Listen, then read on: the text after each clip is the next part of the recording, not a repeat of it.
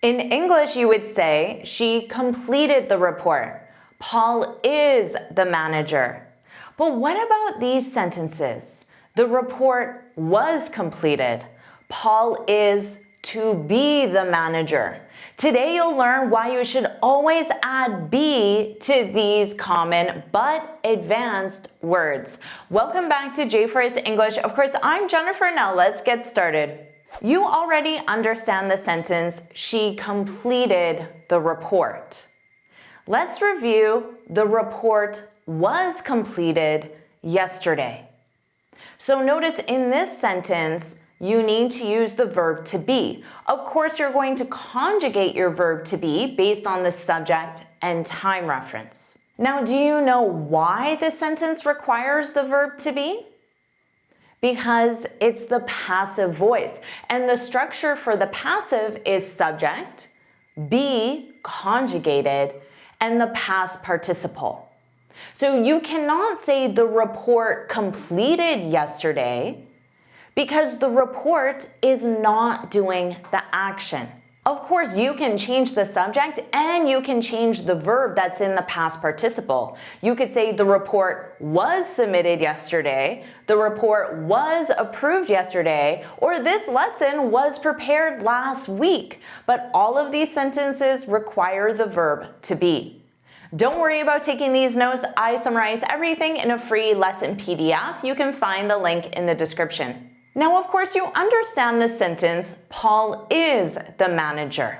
Here you need the verb to be because you're using a noun complement, the manager that describes Paul's current state. But what if I were to say, Paul is to be the manager? This sentence might look a little awkward because we have the verb to be conjugated, Paul is, but then we have the verb to be again in the infinitive. And then we have the same noun complement, the manager.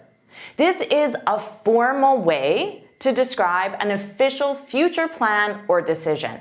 Just know it does sound quite formal, so you may hear it in official announcements. For example, the new bridge is to be completed in 2027.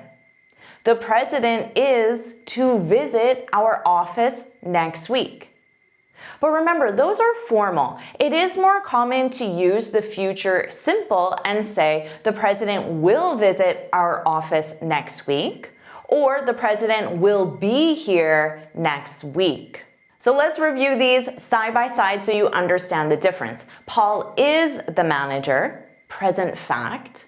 Paul will be the manager, future fact. Paul is to be the manager, official future plan, often used in formal announcements. Maybe you say to your friend, we missed you at the party. Now, how could you take this sentence and write it in a way where the verb to be is required? Well, you could say, you were missed at the party.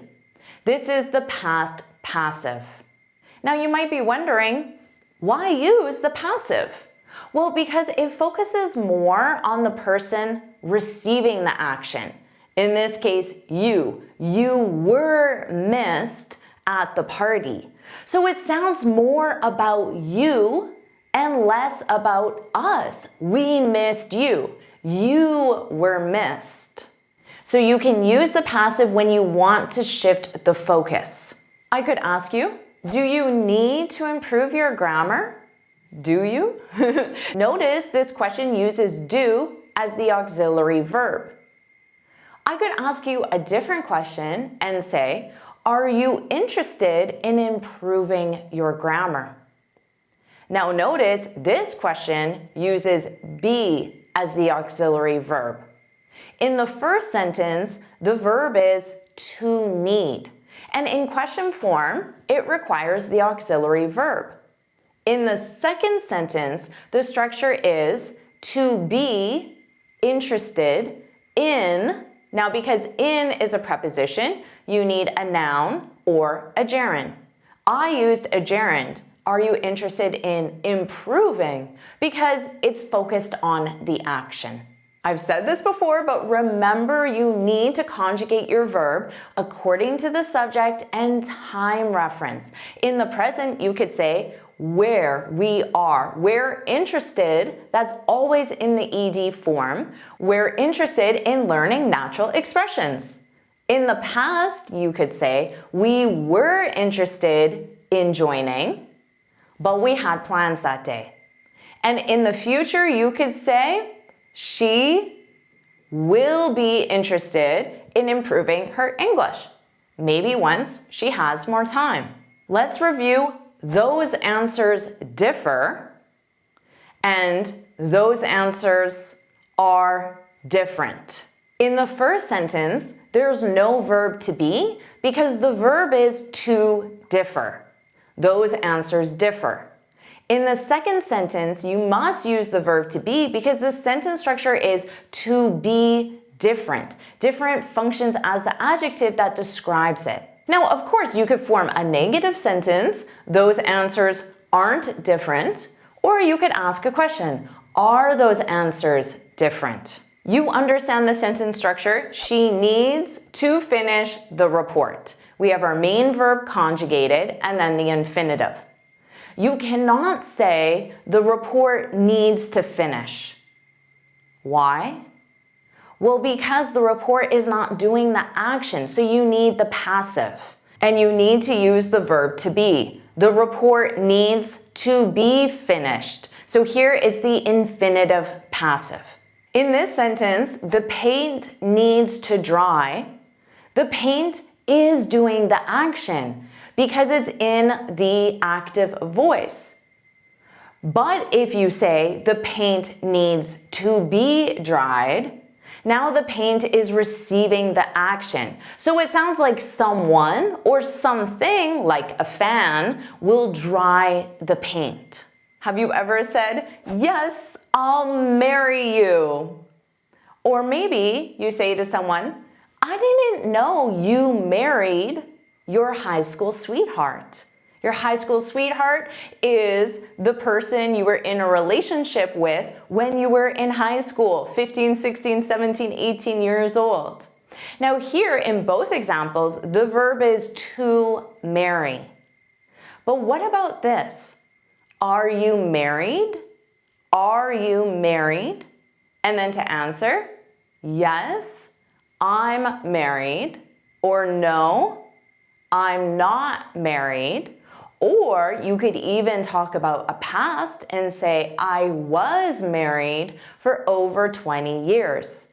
Notice all of those use the verb to be because it's to be married.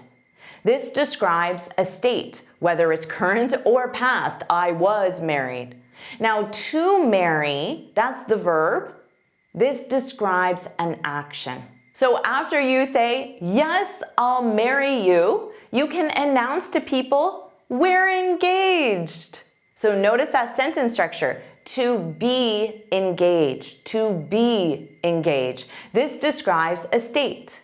But if you want to focus on the action, you would have to ask, when did he propose? Propose, that describes an action. Because to engage is not used in this context, the context of agreeing to marry someone. But the verb does exist, to engage. In a business context, you might say, we engaged a consultant to review our sales process. This has nothing to do with getting married. In this context, to engage is a formal way, specifically in the business world, to mean hire or contract. Sometimes I hear students say, I'm supposed to be there at 7 p.m. But this is incorrect. Yes, you have the verb to be in that sentence, but another verb to be is required. And you need to say, I am or I was supposed to be there at 7. So the structure is to be, supposed to, and then the base verb. In this sentence, the base verb just happens to be the verb to be. And this means that you're expected or required to do something. Be there at 7. Now you can use the verb expect and say, my mom expects me to be there at 7. That's the active voice.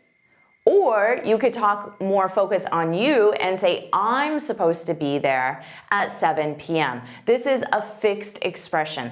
What if I said, I'd quit? I'd quit. I would quit. I'd quit. Now maybe you add to that, I'd quit if I were you, if I were you. Of course, were is the verb to be.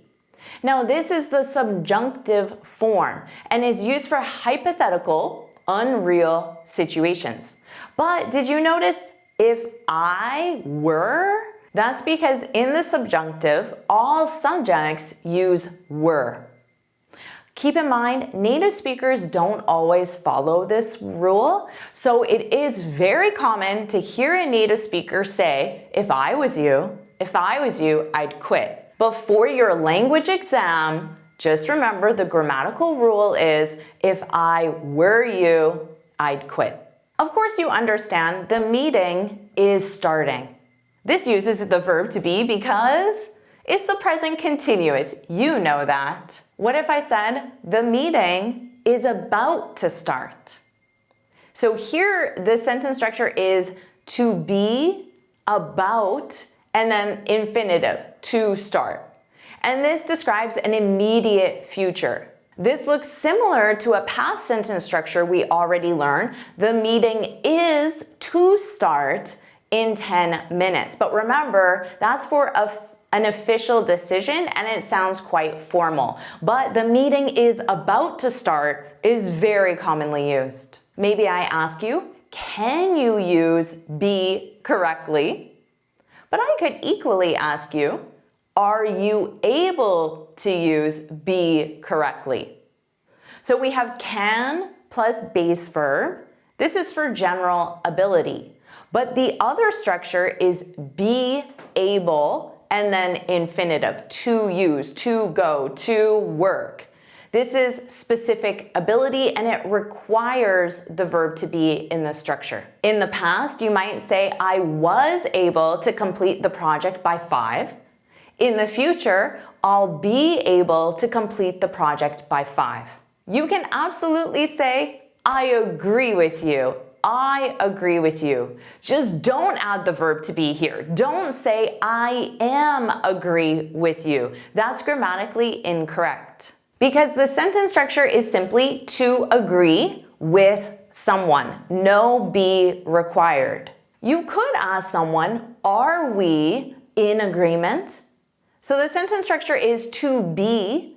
The verb to be is required. To be in agreement. Agreement is a noun. That's possible. More commonly though, you would ask, do we have an agreement? Do we have an agreement? So an agreement is the noun and have is your verb. Maybe you tell your friend, it's worth improving your English.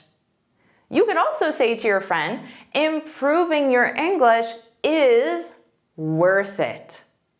So this sentence structure is to be worth it. So the verb to be is required. And this means that you receive more value compared to the cost. Whether that cost is financial, time, energy, whatever the cost is. So you might ask a friend, was getting a master's degree worth it? So was your verb to be. Was getting a master's degree worth it? And your friend could reply, it was definitely worth it. Notice you need that object it. Or maybe you're in school and you say to a fellow student, I hope the test will be a piece of cake.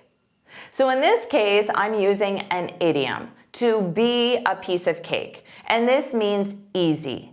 Now, certain idioms and fixed expressions require the verb to be. So when you have that idiom, you need to memorize the structure and also conjugate your verb.